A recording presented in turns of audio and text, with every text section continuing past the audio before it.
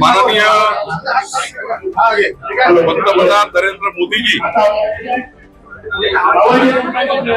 30 तारखेला सकाळी 9 वाजता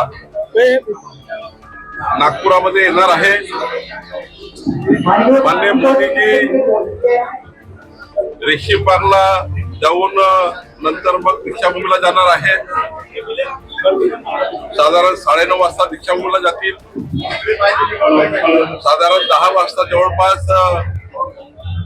माधव नेत्रालयाचा कार्यक्रम त्या ठिकाणी जातील आणि नंतर डिफेन्स करता जे एक्सपोर्ट करता डिफेन्स करता अत्यंत आधुनिक तंत्रज्ञानाच्या आधारावर म्हणजे त्या ठिकाणी नवनवीन साहित्य जे डिफेन्स करता बनतं ते सोलर पॉवर या ठिकाणी मला वाटतं मोदींची भेट आहे। हा दौरा माधव नेत्रालयाकरता आहे, पण सोबत आता हे कार्यक्रम आहे। भारतीय जनता पार्टी स्वागताकरता संपूर्ण तयारी करता आहे। प्रत्येक चौकामध्ये मोदींचं स्वागत होईल अशी आम्ही तयारी करतो आहे आणि 47 चौकामध्ये आम्ही आमचं स्वागत करती अभियान तयार केलेलं आहे। याकरता आज बैठक आहे। मी दीक्षाभूमीला जाणार आहे, माधव नेत्रालयात जाणार आहे आणि संपूर्ण व्यवस्थेची पाहणी करणार आहे। माझी पोलिसांसोबत चर्चा झाली आहे। निश्चितपणे हा दौरा चांगला होईल आणि मोदींच्या येण्यामुळं आमच्या विदर्भात नागपूर शहरामध्ये आनंदाचा एक चांगला वातावरण तयार झाला आहे। माननीय पंतप्रधान मोदीजींनी रमजान ईदच्या शुभेच्छा सर्व देशभक्तांना दिल्या आहेत, पण देताना भारतीय जनता पार्टी महाराष्ट्र आणि केंद्राच्या भाजपाच्या मायनॉरिटी युनिटनी हे कार्यक्रम मुस्लिम बांधवाच्या रमजान ईदच्या माध्यमातून तयार केलेला आहे आणि हा भारतीय जनता पार्टीचा कार्यक्रम आहे। हा रमजान ईद मार्फत आमच्या पार्टीचे जे कार्यकर्ते आहेत, आमच्या पार्टीचे महाराष्ट्रात देशामध्ये अनेक नगरसेवक आहे, आमच्या एक मायनॉरिटी मोर्चा आहे, मुस्लिम मोर्चा आहे, त्याच्या माध्यमातून हा कार्यक्रम सुरू आहे। त्यामुळे मोदीजींनी खरं तर आम्ही सर्व लोक काही मुस्लिम विरोधी नाही आहोत, आम्ही सर्व लोक काही ख्रिश्चन विरोधी नाही आहोत।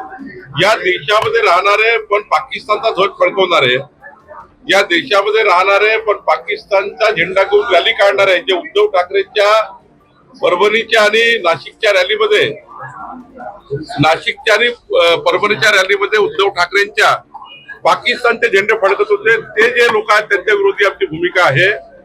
आमची भूमिका पाकिस्तान जिंकल्यानंतर फटाके फोडणारे जे लोक आहेत हिंदुस्थानातले त्यांच्या विरुद्ध भूमिका आहे आणि त्यामुळं सर्व मुस्लिम काही आमच्या विरुद्ध नाही आहे। देशात राहणारा प्रत्येक नागरिक आमचा भावबंधासारखा आहे।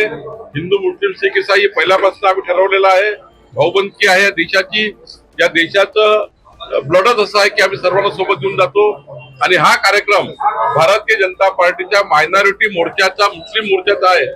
त्यामुळं या कार्यक्रम करण्याकरता भारतीय जनता पार्टी पुढे आली आहे। सर हिंदी में मुख्यमंत्री सावरण्याचा प्रयत्न करतायत, शिंदे त्यांना करण्याचा प्रयत्न करताय असाही आरोप उद्धव ठाकरेंना सध्या काही आता पुढचं भविष्य दिसत नाही, त्यामुळं त्यांना असं वाटतं शिंदेजीला डिवचलं तर शिंदेही थोडे दूर जातील आणि आपल्याला काही स्पेस मिळेल असं त्यांना वाटतं नेहमी आणि त्यामुळे ते असे बोलत राहतात। खरं तर आता उद्धव ठाकरेंनी या महाराष्ट्रामध्ये त्यांचा पक्ष वाढवण्याकरता काम केलं पाहिजे। जसं आमचा लोकसभेला पराभव झाला, आम्ही जनतेमध्ये गेलो आणि बहुमत मिळालं। उद्धव ठाकरेंनी आता या 14ला काय झालं, 19ला काय झालं, मोदीजी काय करतायत, आम्ही काय करतो, यापेक्षा त्यांनी त्यांच्या पार्टी वाढवण्याकरता काम केलं पाहिजे। त्यांचा पक्ष रोज तुटतो आहे, कोकणातनं माणसं जातात आहे, उद्धवला सोडून काल नाशिकमधनं गेले, मुंबईतनं गेले, नागपुरातनं गेले।